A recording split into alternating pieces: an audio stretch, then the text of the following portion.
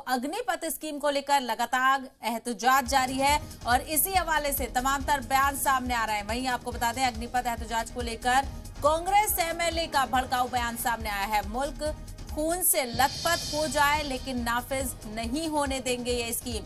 इरफान, कांग्रेस के एमएलए इरफान का बयान आपको बता दें, झारखंड से हैं ये कांग्रेस के एमएलए इरफान अंसारी। तो एक तरफ मुल्क में इस स्कीम के खिलाफ पुरतशद्दुद एहतजाज जारी है, तो वहीं इस दरमियान कांग्रेस के एमएलए का भड़काऊ बयान सामने आया है। आपको बता दें कि मुल्क खून से लथपथ हो जाए लेकिन नाफिज नहीं होने देंगे अग्निपथ स्कीम। तो बेहद मुतनाज़ा बयान इसको कह सकते हैं। और वहीं कौन है इरफान अंसारी, वो भी आपको बता देते हैं। कांग्रेस के एमएलए हैं और झारखंड से ये कांग्रेस के एमएलए हैं इरफान अंसारी, और इनका भड़काऊ बयान आपको सुनवाएंगे भी। लेकिन सबसे बड़ा और अहम अपडेट, जिस तरीके से अग्निपथ स्कीम को लेकर लगातार मुखालफत देखी जा रही है, तो वहीं कांग्रेस की जानिब से भी लगातार बयानबाजी की जा रही है। पूरा देश चल रहा है और देश के प्रधानमंत्री ने 8 सालों में आपने कोई नौकरी नहीं दिया, रोजगार नहीं दिया, और आज आपने देश को बेच दिया। आपने रेल बेचा, हवाई जहाज बेचा, कल कारखाने सारे आपने बेच दिए, नोट बेच दिया, लेकिन हम लोगों ने कुछ नहीं कहा। लेकिन आज आप देश की सेना को बेचने जा रहे हैं। इसका आक्रोश आज हमारे तमाम युवाओं के साथ है। आप देख लीजिए, आप लोग युवा सड़क पर है। और मैं कहना चाहता हूँ, किसी कीमत पर हम लोग ये अग्निपथ, देश होगा खून से लथपथ, लेकिन ये अग्निपथ हम लोग नहीं होने देंगे।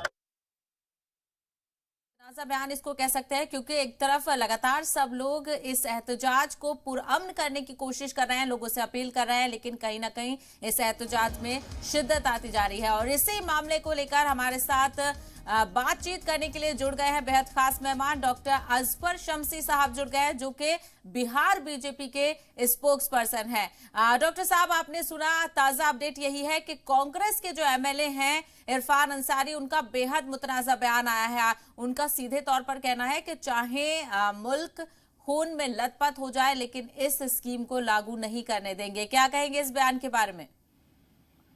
देखिए, इस तरह के गैर जिम्मेदाराना बयान वो कोई कांग्रेस के ही लोग दे सकते हैं, क्योंकि ये लोग इस तरह की बात को बोल करके मुल्क को तोड़ने की कोशिश करते हैं। सवाल ये पैदा होता है कि अगर अग्निपथ को लेकर के कोई डाउट्स है तो वो डाउट्स क्लियर हो रहे हैं। आप लीडर्स के पास, आप एमपी के पास, आप एमएलए के पास, जो मंत्री हैं उनके पास आप अपने डाउट्स रखें। और सबसे बड़ी बात तो ये है कि इस तरह की बात बोलना ऐसे लोगों पर तो सख्त से सख्त क्रिमिनल केस होना चाहिए।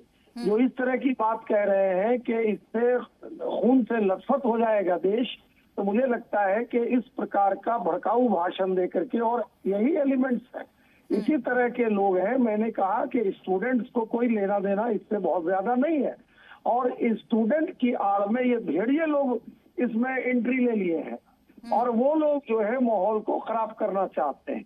सच्चाई ये है कि बहुत सारे स्टूडेंट्स भी आप लोगों के चैनल पर बता रहे हैं जो इसके फायदे हैं, और आने वाले वक्त में इसका एक आउटकम आएगा लंबे समय में। सवाल ये पैदा होता है कि इस तरह की बात करना, मुल्क में इंतशार पैदा करना, भड़काना और दंगे भड़काना, और एक वैसे लोग जो जिम्मेदार पद पे हैं, जो शपथ लेकर के जाते हैं, वो इस प्रकार की बात करते हैं, तो मुझे लगता है कि इससे कांग्रेस का कल्चर पता लगता है और कांग्रेस की जहनियत पता चलती है कि ऐन कैन प्रकारेण वो कब्जा करना चाहते हैं, चाहे वो अनरेस्ट के माध्यम से हो या जिस माध्यम से हो। ठीक है, देखा जा रहा है इस तरीके के बयान, यकीनन ये गैर जिम्मेदाराना बयान है। लेकिन शमसी साहब, जिस तरीके से बिहार में बहुत स्थिति खराब नजर आ रही है, वहां पार्टी क्या कर रही है? क्योंकि बिहार में तो आप ही की हुकूमत है।